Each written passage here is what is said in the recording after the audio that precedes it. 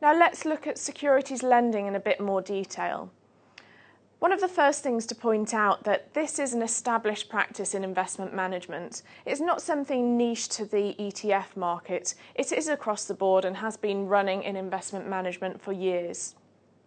It does provide significant benefits to financial markets, be it taking a punt on prices going up and down and investment banks deciding to short the market, or they might be looking at tax arbitrage or something like that.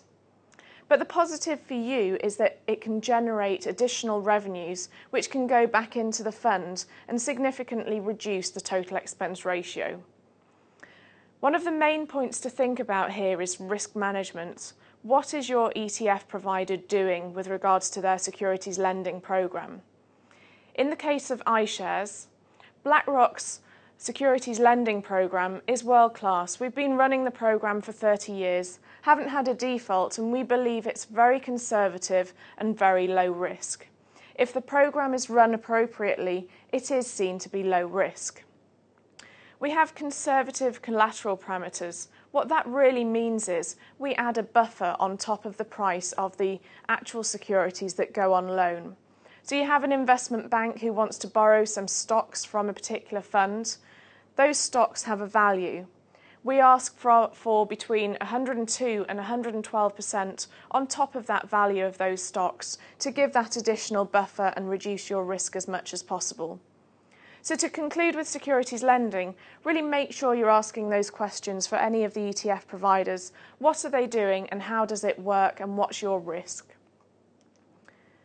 Now moving to building ETFs into your proposition. The next two slides look at your top 10 active managers in terms of their performance over a 10-year period. What you can see here is the typical tracking against the benchmark, which is the Russell 1000.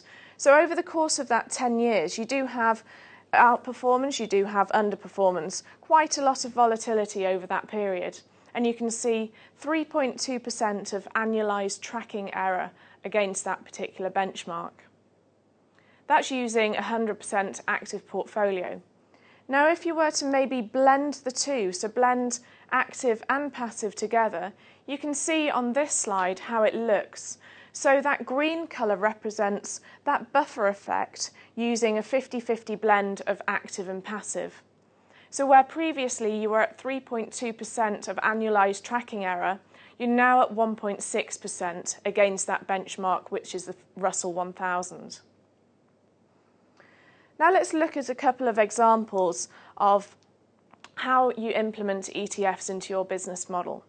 As I mentioned before, no advisor is the same. Your business models are very different. What we have here is an example of ABC Financial Advisors. We've taken this case study using sample asset allocation and time spent per service offering. So you can see in this case, the big blue circle is representing investment management, and this is the core proposition for ABC Financial Advisors. Alongside that, of course, is fund manager research, making sure you're picking the right manager and they are performing appropriately.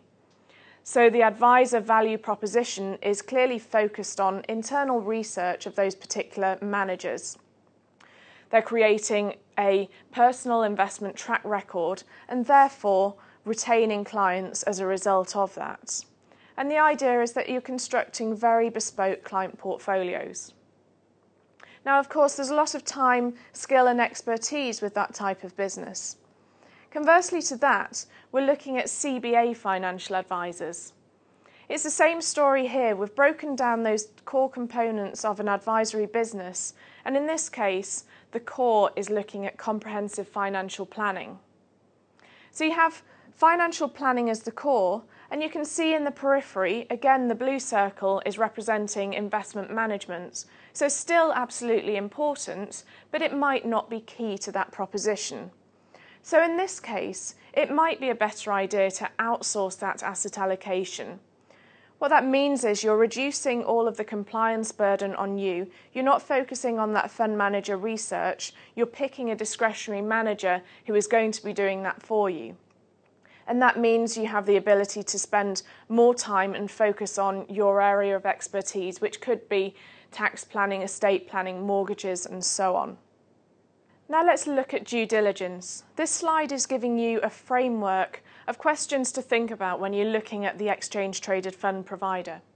So firstly, looking at the actual ETF provider, what's their knowledge of the market and their skill and expertise in that particular field? Also, and probably most importantly for you, what's the support and client service level that they can give you? And then looking at transparency. This is transparency in terms of the fund, the holdings, and also any data that's published on their website. What can they offer to you? Then let's look at the structure. We talked about risks of different structures, so you have the physical or cash-based structure and also the swap or synthetic. Make sure you're asking the ETF provider what the risks are and what it really means to you if things did go bang. Then looking at performance and portfolio management together, so how tightly are they tracking that benchmark? Liquidity, how easy is it is to get out as it is to get in? And then that's income elements. So some ETFs do pay out their income on regular occurrences, others will keep their income. So you might pay out monthly, quarterly, semi-annually, and that's something that your client wants. Alternatively, keep it and put it back into the fund. And then let's look at total cost of ownership. Firstly, you have the TER, the total expense ratio, and then you're breaking down those other components, the internal and external costs. So looking at the trading costs and average spreads, and then rebalancing costs within the fund. So when the index rebalances, we will rebalance as well. That might mean a couple of basis points of revenue in or out of the fund and reflected in the performance of the fund. And then finally, securities lending. That's revenue going back into the fund. But make sure you're asking the question, what's the securities lending program that the ETF provider is running, and what does it mean from a risk point of view? And finally, let's look at the advisor resources and tools available to you as advisors. We have plenty of information on our website. All of the information I've mentioned today is available in different types of documents, be it tax or securities lending. We also have the iShares Investor Guide. This is the black book that you can see here, and this goes into all of the detail I've mentioned around tax, asset allocation, regulatory structures and so on. And then finally looking at the online tools available. So probably one of the most important is the performance tool. That shows you how closely the ETF is tracking its benchmark. We also have fund search tools and the index returns chart. And with that, I'll thank you very much for your time.